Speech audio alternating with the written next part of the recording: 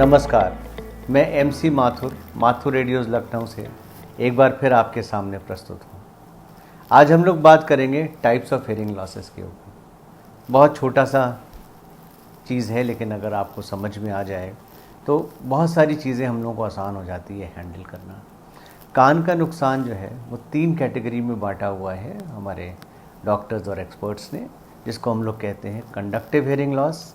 Mixed hearing loss और sensory neural hearing loss. कान के 3 हिस्से हैं, एक आउटर ईयर जो हमें बाहर से दिखाई देता है, एक मिडिल ईयर जिसमें कान का पर्दा और कान की 3 हड्डियां होती हैं, और तीसरा हिस्सा इनर ईयर जो कि कॉक्लिया और नर्व्स को मिलाकर इनर ईयर बनाया गया है। हमारे हिसाब से जब भी परेशानी बाहर के हिस्से में है तो उसको हम लोग कंडक्टिव हेयरिंग लॉस कहते हैं, और अगर अंदर के हिस्से में है तो उसको सेंसरी न्यूरल हेयरिंग लॉस कहते हैं। मिक्स्ड हेयरिंग लॉस वो होता है जिसमें दोनों ही हिस्सों में खराबी हो, चाहे वो मिडिल ईयर में हो चाहे वो इनर ईयर में हो,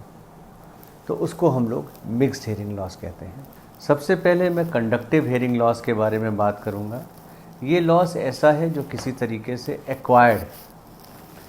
चाहे वो कान के अंदर मैल हो उसकी वजह से हेयरिंग लॉस दिखाई देता है,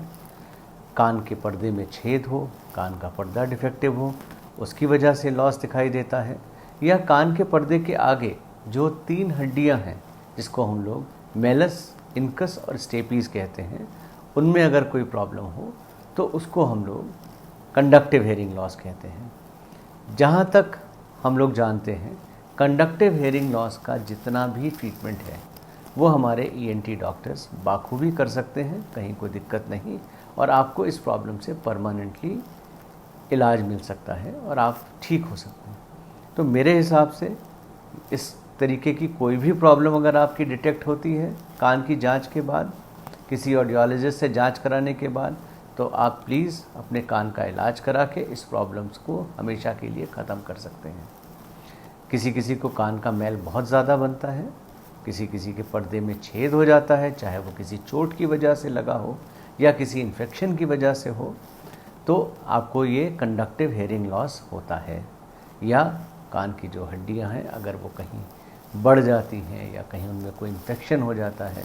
जिसकी वजह से वो गलने लगती हैं, तो उसका डॉक्टर इलाज कर सकते हैं। मिक्स्ड हेयरिंग लॉस में आपकी हड्डियाँ भी ख़राब हो सकती हैं, कान का पर्दा भी ख़राब हो सकता है, और अगर हम इनर ईयर की बात करें तो उसमें कॉक्लिया में भी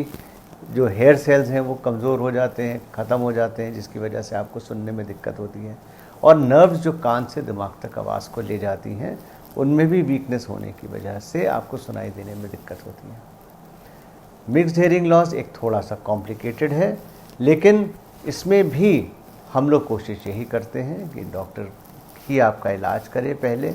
एक बार वो कान को ठीक कर ले, फिर उसके बाद किसी ऑडियोलॉजिस्ट से मिलके कान की जांच करके, और तब फिर हम लोग प्लान करें अगर हेयरिंग एड की ज़रूरत है तो। Sensory neural hearing loss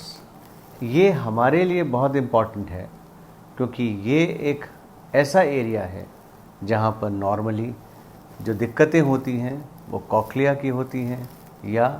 cochlea के बाद जो नर्व्स हैं जो कान से दिमाग तक आवाज़ को ले जा रही हैं वो वीक हो जाती हैं।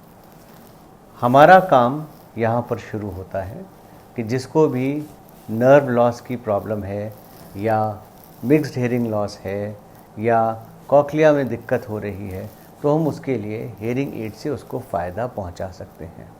सेंसरी न्यूरल हेयरिंग लॉस में ही हेयरिंग एड नॉर्मली एडवाइस होते हैं, जहाँ पर सर्जन्स और डॉक्टर्स का काम ख़त्म होता है, हम हेयरिंग एड डिस्पेंसर्स, अकोस्टिशियंस और ऑडियोलॉजिस्ट का काम शुरू होता है।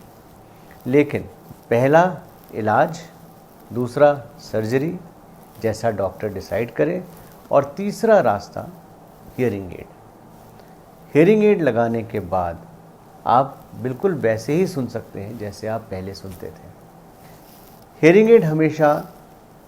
आखिरी रास्ता हो सकता है, कभी पहला नहीं।